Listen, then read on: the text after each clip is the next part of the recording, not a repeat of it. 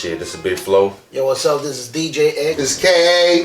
This is G.F.G. This is Vince. This is Juno. You're tuned in to G.F.G TV. So we're live here at G.F.G TV. You tuned in to G.F.G TV. And you're now tuned in to G.F.G TV. When you're tuned in to G.F.G TV.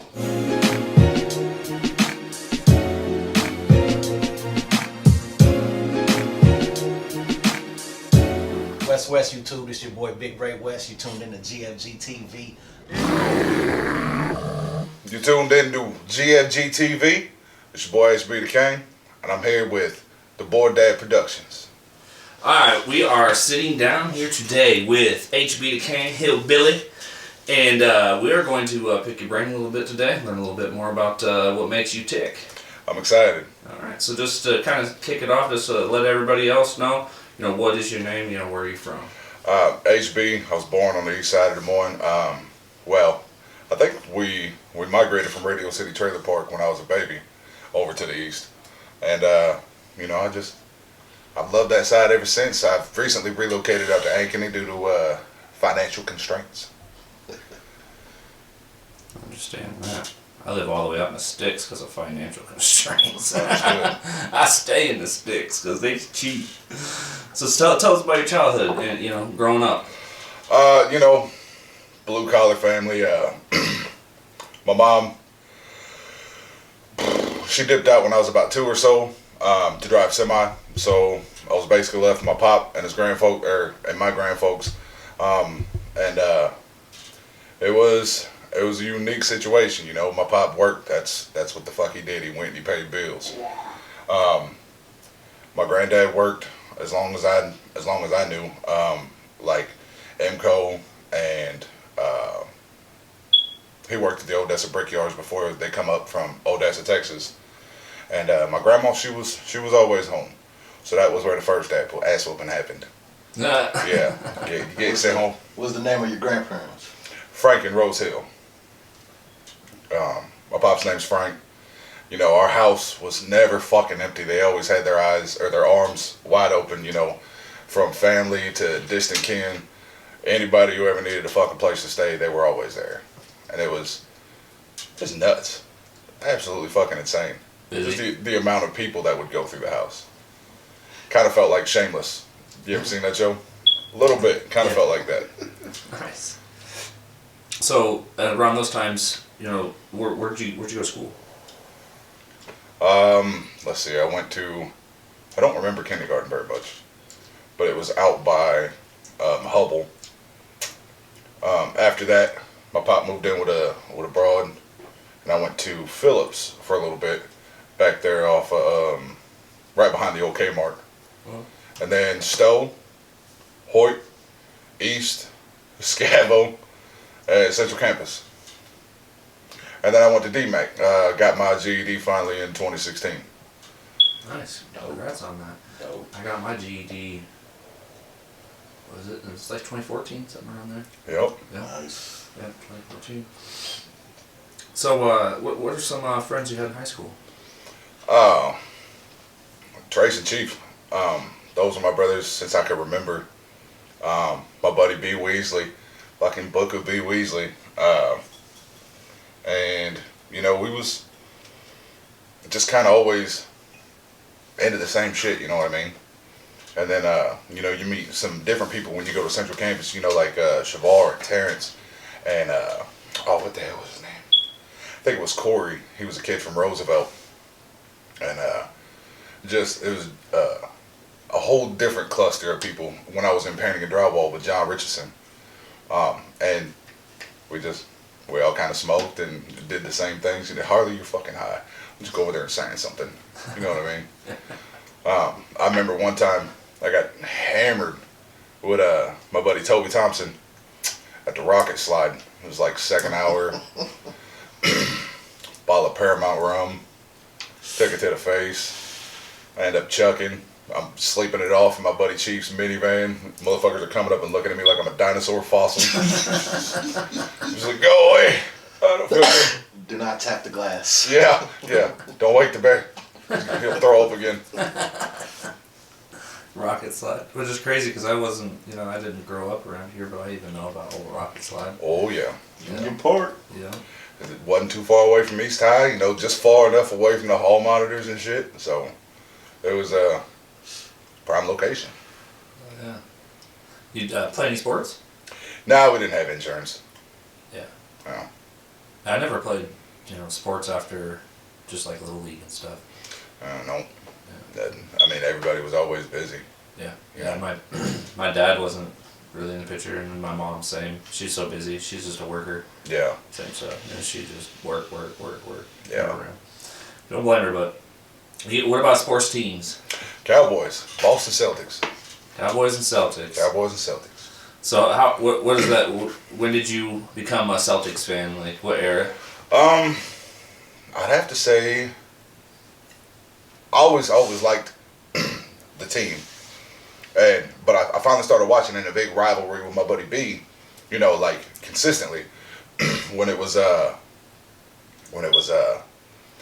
Perkins and Robinson and all going against like the Chicago Bulls when they was in that big playoff series, and this was, I don't know, 10, 11 years ago maybe, and we had a bet, we was going to paint the other person's room the opposite color. He was a Bulls fan, I was a Celtics fan. Ooh. So whoever won, it had never come through. We got drunk instead, but it was a good bet at the time, and it kept us motivated. So what about Cowboys? I got tired of being a fucking Bears fan. So I don't know, probably elementary, now middle school. I'm tired of fucking being a Bears fan. I hated the colors. I never won anything. And in the 90s, the fucking Cowboys, but they was just racking it up. I'm like, nah, I'm done. You told me I was a Bears fan, and I'm not. I'm a Cowboys fan. There it is. And that was just that. Yeah. Yeah, I'm done. I'm sick of it. How old do you think you were when that? I started making my own decisions like that, I don't know, 11, 12, probably. Once you catch a couple games that somebody else has, because they never really watched a whole lot of sports in my house. I mean, fuck, the only thing I think they actually watched was golf just to go to sleep. Can we turn the channel? No, I'm watching it. I don't know that. You can't watch it through your fucking eyelids. I heard you snoring a minute ago. What? Keep me in my slumber. So, little kid, maybe all the way up to high school, what was your ambitions? What did you want to be? I always liked music. I remember the first time my old man had a clock radio, and he just used it for an alarm. Well, one day I was fucking with it, and I probably shouldn't have been, but I heard this song come on, and they had this harmonica going through it. Years later, I would come to find out it was Joe Walsh's Two Sides to Every Story. But since then, ever since I found out that it played music, I would look for that song. I'm like, where the fuck was it? I would think that station or whatever would play that song. Not how it fucking works, to my dismay. Yeah. Well, what's funny is 20 years later, that is how it works. Yeah, absolutely. You can pick anything you want to. Yeah, the oddity of that. You was just ahead of your time there. There it is. Well, if I'd have had the forethought to make it work. There you go. So, what cartoons, TV shows did you watch when you were a child? Oh man, G.I. Joe's, Thundercats, He-Man, Transformers. I always liked the Transformers. I think I kind of hung out with the Transformers because of Optimus Prime, and my mom drove semi, and I didn't get to see her a whole lot. And I'd always think, maybe she was out there driving Optimus Prime or something, just as a little kid thought. Oh yeah. But that one kind of stuck with me. And then you get a little older, and it's they had, what was it, Toonami maybe? I don't know. It was something on Cartoon Network, and I got introduced to like DBZ and stuff. Oh, that was like Adult Swim, like at the beginning of Adult Yeah. Swim. Yeah, I remember that too when it first came out. That stuff was crazy. But I also remember my Uncle Richard, back when you were still able to rent VHSs at Food Saver, he brought home heavy metal. Oh yeah. The anime and the soundtrack, it was just like, absolutely, it blew me. I'm like, you can't make cartoons like there's titties. bizarre. Yeah, those are titties. That's tits. Those are cartoon titties. Yep. Yep. And then that dude just vaporizes her with the little button in his cab. I'm like, what? I don't understand what all that is. Yeah. You watch it years later, and it's like, oh, we shouldn't have seen that at our age. Yeah. You like Steven I have Seagal's zero Mark for idea Dead. what y'all are talking about. Bro, if you ever, and it's not probably something that you want, that you would ever like rewatch again, but just to understand, you would have to watch it. You would have to watch the movie. And not the new one. The new one's bullshit. Not the new one. The old Yeah, one. the new one. The new one. It's called what? Heavy Metal. Heavy Metal. It's a cartoon. They both say it the same way. With that face like, I know it's trash, man, Yeah. but you gotta see it. Have you ever seen The Army of Darkness? No. Okay, see, now if you watch that, you would probably watch Heavy Metal. Yeah. You know what I mean? Army of Darkness is good too. Absolutely stupid, ridiculous, funny. Horribly stupid, Yeah, but awesome. Awfully awesome. Awfully awesome. Just like Monty Python stuff.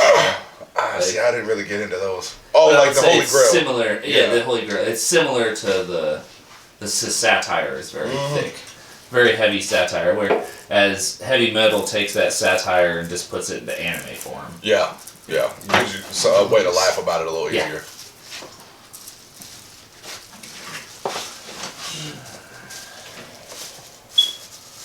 But other than that, the grown folks had the TV. It was Grandma and her stories. They would watch MASH. The fucking news. News was always bad. News has been bad since I was a little kid. That's why I don't watch it. Yeah. Ain't no news on but bad news. Yep. And the weather. And those people are just like politicians. They get paid to lie to you. Yeah. What you want to hear. Yeah. So what got you into making music? I would always be around the house, like, singing at the top of my lungs. My grandmama telling me to shut the fuck up. Just doing dishes. It was a way to kind of like escape a little bit. You know what I mean? If you didn't have, a TV or anything, you could have headphones. And you could be in your room and you can listen to whatever was on the radio or whatever was, available. My Aunt Tina and my Uncle Richard gifted me a shit ton of cassette tapes when I was, probably an adolescent. So between 11 and 13. And that just kind of shaped everything I was listening to. And then I would hear, like, Sir Mix-a-Lot. And then, you get a little further out, you hear the fucking Uncle Luke. And I was like, oh, what is going on? And my stepbrother Timmy got the Dre album, Chronic. Oh, shit. And I think that's when I very first started rapping. He got cracked in the mouth. He said the wrong word. Oh. And my mama heard it. Go mama. Go mama. Go mom. And I think that was the first time I had ever rapped. And he had recorded it, over a little cassette player. And yeah, I should have hit that better. But that's when I first started. And I would always make up my own lyrics of songs that were on the radio that I'd heard, like Weird Al style almost. And it would just be fun to me. My little cousin, me and Tyler would do that. Just dumb lyrics. If I could think of one now, I would do it. Was it some silly like one? Yeah, just little rhymes, changes in it. Yeah. Make it funny. Yeah. Like my Uncle Richard was a huge Alanis Morissette fan. And I was like, that lady cusses on her music. I didn't know you could do that. I didn't know chicks could do that in music. You learned that day. Yeah, that very fucking day. It was some song about this dude leaving this broad. And she's like, do you think about me when you fuck her? And I'm just like, oh. And nobody else did the gasp, and I'm just like, nobody else heard it. They don't know what's going on. They don't know what's going on. What's going on? Fucking They don't know what weirdos. just happened here. Yeah, it was absolutely. I can't believe them. That was like after Uncle Luke and them, and it's like, I didn't think chicks could do that. I didn't think it was allowed in the music industry. Yeah. That was the first time I think I had heard it. And then you progress and you hear people like Mia X when she throws that 380 at Old Boy, and she's like, see if you don't catch the next one. I'm like, oh, gangster. She's hard. Yeah. That's a bad bitch. And She was about the same shit. She was a larger lady. I'm like, I was no, like, I would never step in front of that. "Ooh, I'm gonna find me one of them bitches. And then I realized, no, you don't want that kind of And then then, you know, like Trick Daddy had Trina, who was just grimy with her lyrics. And then you would hear people like Little Kim, snippets and stuff. And it's like, oh, no, you nasty. You got something. Oh, yeah. Multiple lovers. Yeah. They're paying for it. Oh, Peaches yeah. and cream. Mm-hmm. So, as you're growing up, you know, I heard a couple references to what you were listening to, and you probably had some rock influence from your dad. Oh, and yeah. Cassettes. And when did the transition between that and like when did you start getting into hip hop? So like my pop was like Bad Company and Charlie Daniels. Yeah. The stuff I got from my Uncle Rich was Black Sabbath and Led Zeppelin. The stuff I got from my Aunt Tina was more Iron Maiden and Nine Inch Nails. There you go. So like after I had heard the Chronic album and the Snoop Dogg's, you know, because they come out, you know, in that same time frame on a CD, which was fucking unreal. I'm like, there's no place to put a needle on this. That's weird. Yeah. Yeah, but like that's when I was like, I could do that. That's easy. They're just making these rhymes, and I'm like, oh, and I thought to myself, yeah, and I would always be writing a little bit, and I try to practice drawing, but hip hop really took a bigger influence when I was in high school. You know, I mean, because number one, it ain't cool to be country, and number two, that shit was fire, and the females liked it a whole lot better. I enjoyed it as well. You know, when I discovered Petey Pablo's still writing in my diary, second entry, he solidified himself as my favorite rapper. Because the dude had layers. It was this undertone, and then there was the overlay, and his ad libs, and he was talking about like real shit. He said one of the illest rhymers that ever came out of Carolina went back to the state, grabbed two, put them both on my back, and brought them up to where the rest of us at, because I could do that. I was like, that's fire. That's fire. And I think Petey resonates with me because North Carolina and South Carolina were pretty much unknown in the hip hop, you know, scene. And I always thought, man, somebody's got to do that for here. They got to go back, grab the whole state, put it on their back, and brought them up to where the rest of us at.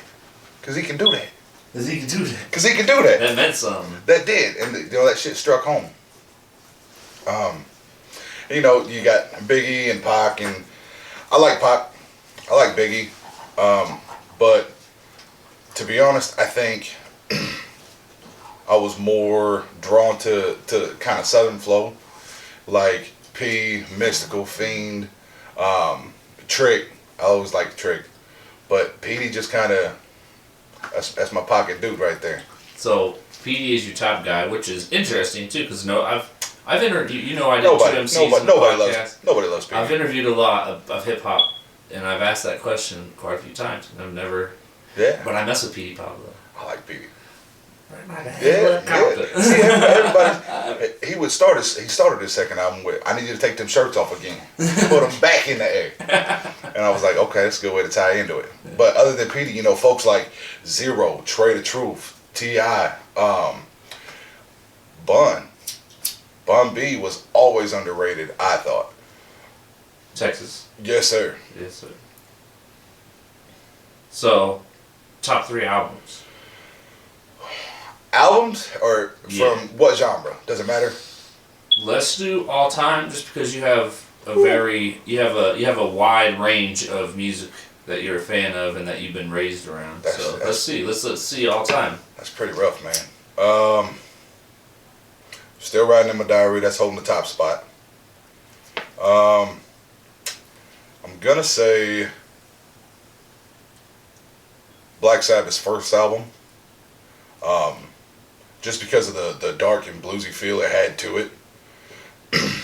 And it had this track on there called The Wizard. And that was the first time I had ever heard harmonica used in that fashion. And I've always been drawn to that. Man, number 3, that's gonna be all time.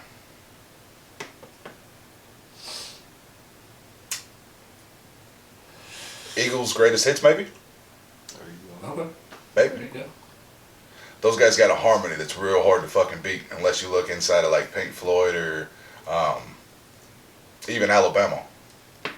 So it's real tough to beat the Eagles on harmony. So how did you end up linking up with G.F.G Records? House party via Troy, right? Baby C? Baby T. Baby T. Troy Bernie. Yeah. He was over there on the east side and he heard me going.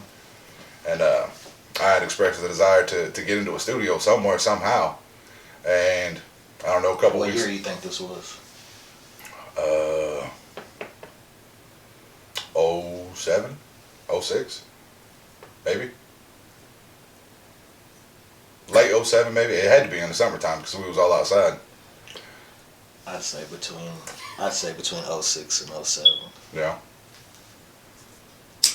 You remember the first song you ever recorded? I think it was on West Side Stories. Honestly, I don't remember the name of it, but it was with K.A. and T-Bear. I feel like your first song was a song called Bust Ahead, and it had Baby T on the hook. Bust a nigga head. Oh, man. You remember that? Not really, but it brings back a memory because then that song the hook was from something else. Exactly. Yep. Okay. I do drugs. I have a bad memory. And it's only getting worse, folks. Well, speaking of that, can you tell us about THC? Oh man, that's Trace, Hillbill, and Chief. So before we had cars, we had to walk everywhere, and it would always be weird because my brother Trace would always be on my left and Chief would be on my right side. I'd kind of be stuck in the middle with these fuckers, and it worked that way. We had no conscious effort of picking out our names, and they just kind of come to us. But when we lined it up like that, it turned into THC, Trace, HB, and Chief. Well, back then it was Hillbill, but Hillbill's not a marketable name. Ain't nobody like Hillbill. I don't fucking listen to that shit. So, you have Trace, Hillbill, yourself, HB, and Yes, Chief, right? Chief, yes, sir. Is Chief the one that did the battle rap? Nope, that was I. Oh, you battled Chief. Different Chief. Yeah, different Chief. But that's a young Chief. You battled. I just battled remembered a you young- and Chief. I was just like, I battled a young Chief. there you go. There it is. It was you versus Chief. Yeah, I battled a young Chief. See, my brain's messed up, but it's not all the way gone. Now Chief looks like fucking Redbeard off the stories of old these days.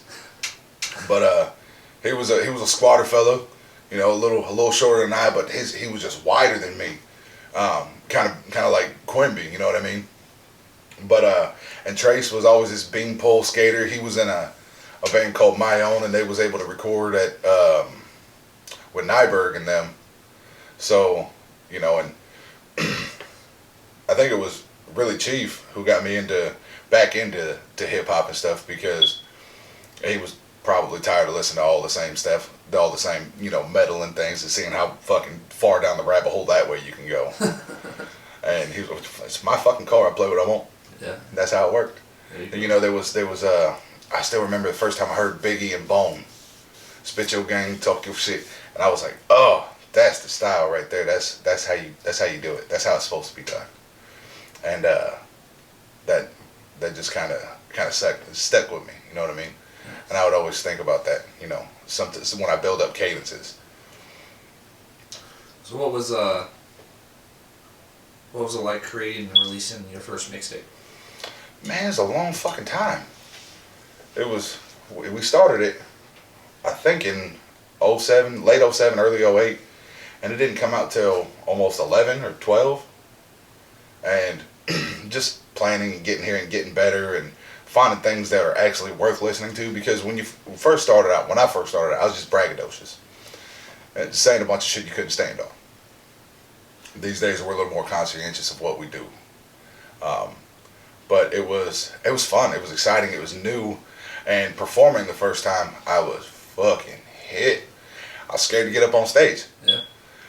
Then I started thinking, what if I fuck up the words? Which gave me even more of that shit they call anxiety. I didn't know that was a real thing. It was like, anxiety, what the fuck are you talking about? I ain't never felt it. Oh, that's what that is. That's that real anxiety. Yeah. I remember the first battle rap I did. I was like, oh, I gotta remember all that shit that I wrote now. All of a lot of shit I wrote. You don't want to pull a cannabis and be like, do you want to hear the rest? Yeah, let me You pull want to hear the rest? Let me pull the book out. No. Yeah, that's rough. Yeah, that's the performance side is difficult because not only do you need to sound like you did when you were in a booth and nobody was watching you. Right. Now you gotta look cool. That's the hardest part to do, especially when you got a head like mine. Coming from a big head fella as well, I know what you're talking about. My hat hides my 5 head. There it goes. So, first concert you ever attended? The local shows. I'm gonna say my first big concert. I ended up in, I don't know, it was way past Amish country somewhere, Cedar Falls or Sioux Falls or something. You said way into Amish country. Yeah, and it was for Pantera's Reinventing the Steel, which was fucking crazy. Was it like in a cornfield or something? No, it was in a big old like amphitheater.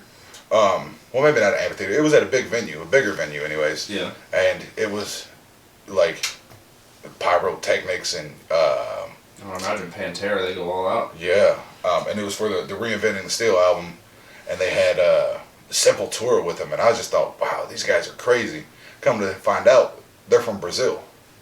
I was like, what? Brazilian metal? Don't get harder than that. But it was a really, really unique show, and it kind of, your first show, like your first big show, kind of sticks with you. It's just like, what the fuck? Okay, this is what it's supposed to be like, you know. And you'll go to other ones that will far away. Like, I can't lie, Garth Brooks was the dopest show I've ever been to. All the lights, the way he interacted with the crowd, and this dude, he got a paunch on him, man. He running back and forth. I'm like, you should be skinny as fuck. Man, eat good though. He was. It was absolutely hands down the best show I'd ever seen. I actually heard that before too. That Garth Brooks, like, you get your money's worth when you go to that dude, and that's dope because I've been to 2 heavy metal concerts, and then I've been to probably like 10 hip hop concerts, but more like festivals, like 80-35 style. Right. That's what I've been to. Like, I've never been to an indoor hip hop concert. You Well, know, like, like Wells when they- Fargo, I've never been to anything like that. Like a Well, big see, name. Seven Flags. Yeah, I've been to Seven Flags. It was Scarface at Seven Flags and Juvie. See, that's dope. And Juvie. I think we got on stage at the Scarface show with the Alcoholics. My ex at the time and me, we're all trying to beat old boy in the chugging contest. She won. She won. Nice. So, you spoke about it a little bit. You said you had the nerves the first time, but what was the first time you performed? Java Joe's, man. I think that's everybody. Yeah. And it was what, me, Ray, Sub, I think that was before Henny. So it had to be Bear and KA, I think. And it was, you know, all of us on stage, me not really having any fucking idea what I'm doing, just having a good time, happy to be there. But it was also nerve wracking, you know, because I'd been drinking and you're fucking on stage. People are just there looking at you. Yeah.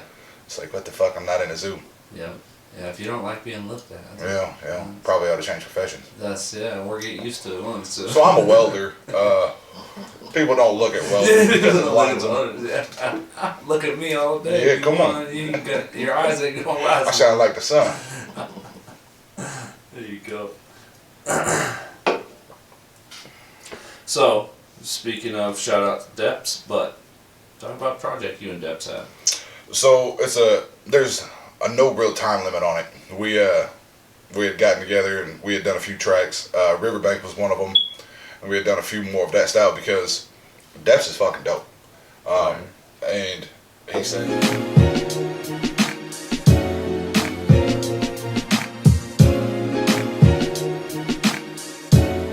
West YouTube, this your boy Big Ray West. You tuned in to G.F.G TV.